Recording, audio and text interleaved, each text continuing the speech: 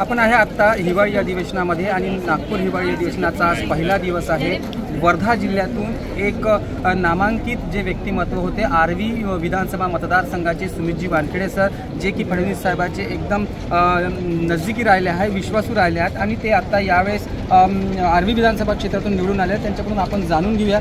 Sir, काय सांगाल यावेळेस वर्धा जिल्ह्यात काय नवीन घोषणा होणार आहे आणि काय नवे आपल्या मतदारसंघात आपण या अधिवेशनाच्या माध्यमातून? निश्चितच आपल्याला माहितीच आहे की हे हिवाळी अधिवेशन नवीन सरकार आल्यावर लगेच नियोजित करण्यात आलं, त्यामुळे निश्चितच नवीन प्रकल्प असतील आणि इतर अनुषंगाने या हिवाळी अधिवेशनात तसा स्कोप कमी आहे, त्या दृष्टीने याचा दिवस पण कमी आहे। परंतु निश्चितच सर्व वर्धा जिल्ह्यातल्या सर्व चारही आमदारांनी आम्ही एकत्रित चर्चा करून पुढच्या 1-2 महिन्यामध्ये जो आपला 100-200 दिवसाचा रोडमॅप आहे त्यामध्ये वर्धा जिल्ह्याला काय मिळालं पाहिजे आणि त्या दृष्टीने येणाऱ्या जो मुख्य अर्थसंकल्प अधिवेशन असतं त्यामध्ये कुठल्या मागण्या मंजूर करून घ्यायच्या या संदर्भात आम्ही तयारी सुरू केलेली आहे। वर्धा जिल्ह्याला एक मंत्रिपद देखील मिळालेलं आहे, राज्यमंत्रीपद।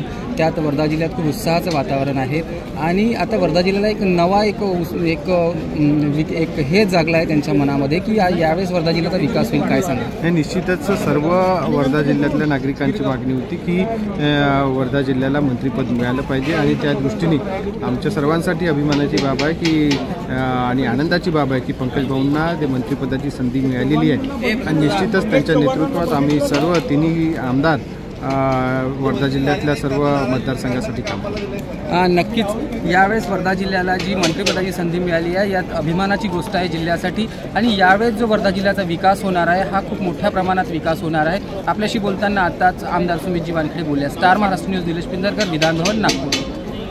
नवनवीन घडामोडी पाहण्यासाठी स्टार महाराष्ट्र न्यूजला सबस्क्राइब करा आणि ताज्या बातम्यांचे अपडेट मिळवण्यासाठी बेल आयकॉनला प्रेस करा आणि परिपूर्ण बातमीबरोबर रहा, इतरांपेक्षा एक पाऊल पुढे।